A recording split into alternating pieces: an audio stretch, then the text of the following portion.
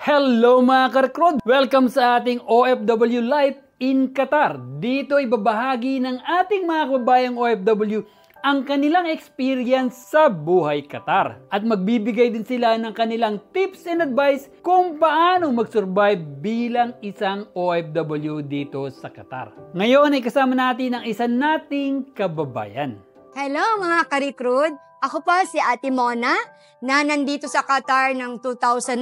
Ako po ay 15 years na sumatotal na nagtatrabaho bilang nursing assistant sa company ng The Sister Medical Care. May 3 po akong anak, ang isa po ay nandito at ang 2 po ay nasa Pinas. Ang buhay po dito sa Qatar ay hindi madali. Lahat naman po ng bansang mapuntahan natin ay hindi gaanong kadali. Nandun po ang pagtitiis, sakripisyo, hirap ng trabaho. At kailangan po ng tatag ng loob at lagi niyo pong tatandaan na ang pagpunta sa ibang bansa ay hindi basta kaning isusubok, na basta niyo na lang iluluwa.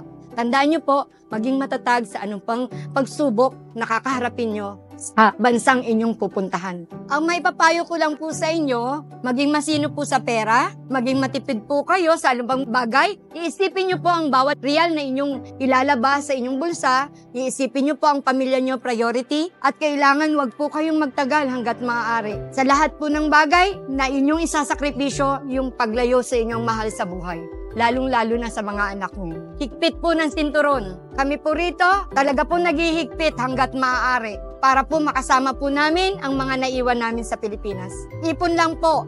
Hanggat maaari, madali lang po tayong makakauwi. Sama-sama po tayo. Laban lang po.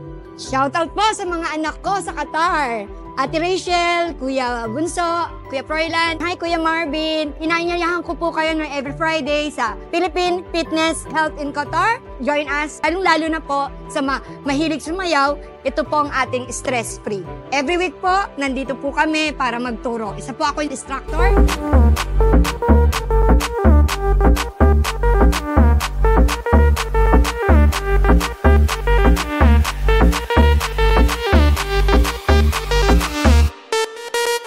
Salamat mga ka-recruit! Hanggang sa muli!